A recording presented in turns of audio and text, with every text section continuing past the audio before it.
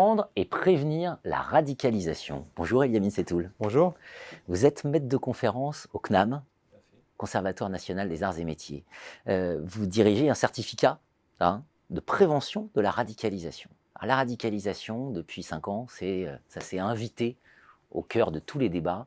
On a du mal à savoir ce que ça recouvre comme réalité. Alors effectivement, en France, depuis 2015, c'est un thème qui est extrêmement récurrent. Mais il faut savoir que dans les pays anglo-saxons, ça est apparu dès 2001, en fait, dès le 11 septembre 2001. En France, ça a été beaucoup plus tardif parce qu'on n'a pas eu tant d'attentats que ça, en fait, entre 2001 et 2012, donc les attentats de Mohamed Merah. Alors la radicalisation, qu'est-ce que c'est? C'est l'articulation entre une idéologie extrémiste et un passage à la violence plus ou moins organisé. Donc ça touche bien évidemment le djihadisme, qui est aujourd'hui la question sécuritaire numéro 1, mais on a des phénomènes de radicalisation dans la plupart des systèmes politiques et idéologiques. On a l'ultra-droite, l'ultra-gauche, le véganisme, l'écoterrorisme, etc., etc. Donc c'est un thème qui est beaucoup plus large que la simple dimension, je dirais, djihadiste. Et alors, quelle est la mécanique qui se met en marche qui conduit à ce phénomène? Alors moi, déjà peut-être un mot sur ce qui m'a amené à travailler sur ce phénomène. Moi, j'avais beaucoup travaillé sur le monde arabe, la jeunesse, les discriminations, etc. Et en 2015, j'avais des outils pour comprendre un petit peu ce qui se passait au sein de cette jeunesse. Et j'ai vu comment certains jeunes au sein de la société française développaient en fait des discours de rupture. Ils ne se sentaient pas appartenir à la nation. Et du coup, ils devenaient extrêmement perméables à des discours de rejet, des discours de haine, des discours complotistes, etc., etc. Donc, la radicalisation, c'est un processus, je dirais, graduel, progressif, d'intériorisation de valeurs et d'idées, d'une idéologie qui peut être aussi alimentée par Internet. Donc, je dirais que c'est à la fois un processus graduel, progressif, et si vous voulez, on peut utiliser la métaphore de l'escalier. La personne radicalisée, c'est quelqu'un qui monte les marches d'un escalier les unes après les autres. Chaque marche paraît anodine, si vous voulez, ça ne va pas changer la vie de la personne. Mais dans le même temps, pour cette personne-là, chaque marche va compliquer le retour en arrière, en fait. Donc plus on est dans la radicalisation, et plus ça va être dur de s'en désengager. Mais plus ça va être difficile.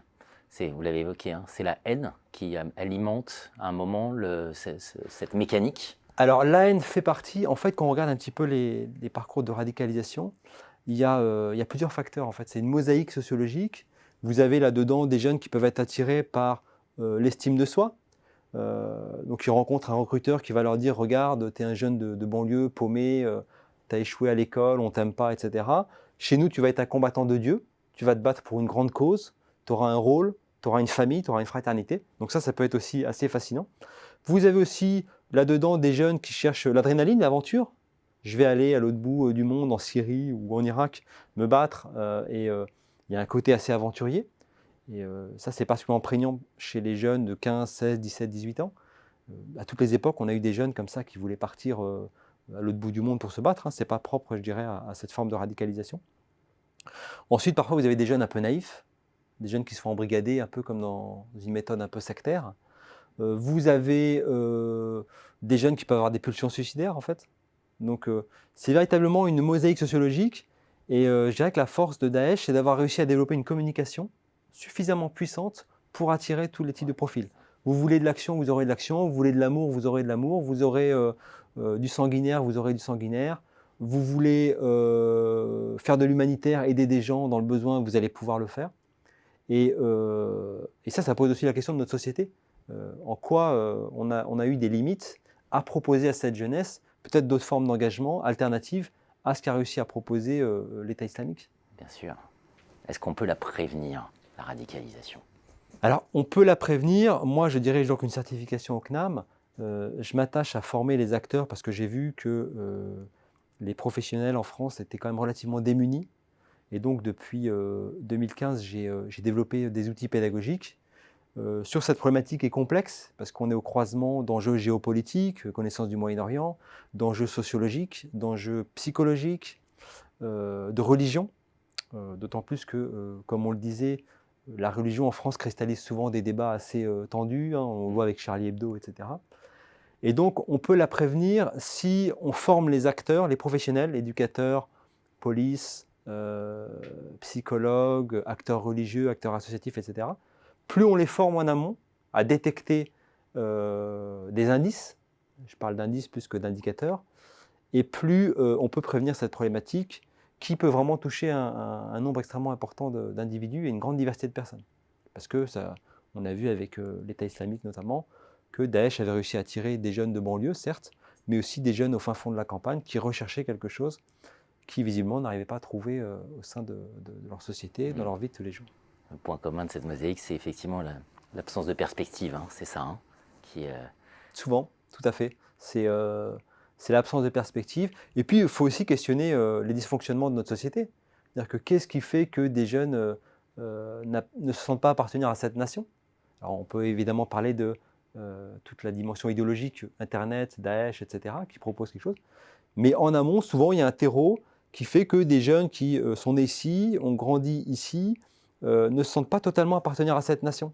Et là, il y a peut-être un questionnement à avoir sur la question peut-être des discriminations, la question des frontières identitaires, la question du discours qu'on tient aussi sur la jeunesse.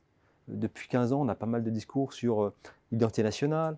Là, aujourd'hui, on parle de séparatisme, d'ensauvagement, etc., etc. Ça aussi, c'est des discours qui affectent la jeunesse et puis qui peut, je dirais, favoriser des visions binaires du monde chez les jeunes. Des jeunes qui se disent, finalement, peut-être que je ne suis pas un vrai Français comme les autres, je suis un jeune de banlieue, ou je suis quelqu'un d'une minorité ethnique, ou je suis un musulman, ou je suis un...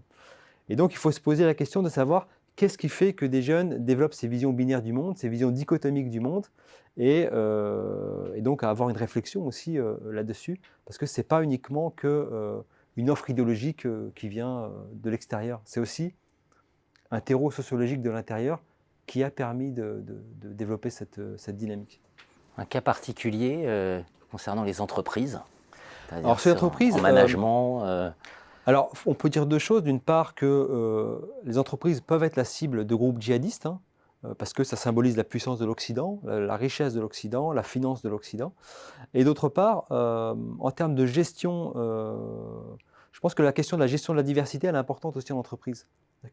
Il faut laisser personne sur le carreau, parce que si vous laissez des individus, si vous stigmatisez des individus, par exemple, dans une entreprise, en raison de leur pratiques religieuses, ça c'est des exemples qu'on a concrètement sur le terrain, par exemple des personnes qui seraient trop religieuses ou au goût de certains, si vous gérez mal cette diversité et que vous assimilez ce rigorisme religieux à de la radicalisation, eh bien vous allez finalement mettre une pièce dans le jukebox et favoriser de facto la radicalisation. Parce que cette personne qui ne se sent pas intégrée dans l'entreprise parce qu'elle a une pratique religieuse particulière, eh bien ça va fonctionner comme une prophétie autoralisatrice. Oui. Elle peut alimenter en elle des visions radicales du monde, quoi. Donc la gestion de la diversité me semble extrêmement importante pour justement éviter que les individus rentrent comme ça dans des spirales mentales de radicalisation.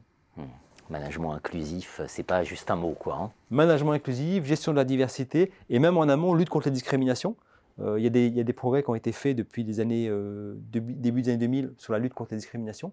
Mais on a des études sociologiques qui montrent que quand vous avez une couleur de peau différente, quand vous venez d'un territoire particulier, une adresse particulière, un faciès particulier, un patronyme particulier, eh ben, ça reste encore plus difficile que pour les autres d'obtenir un entretien, d'avoir un poste, etc., etc. Donc je pense que bien en amont de cette problématique de la radicalisation, il faut aussi se questionner sur l'intégration, l'inclusion, les discriminations, etc., etc. Parce que c'est un des éléments, pas le seul, mais c'est un des éléments qui contribue à nourrir ce phénomène complexe. Comprendre et prévenir la radicalisation et en parler, voilà, comme on vient de le faire, justement, se former. Voilà, il y a des formations. Tout à fait. Merci Eliamine. Merci à vous.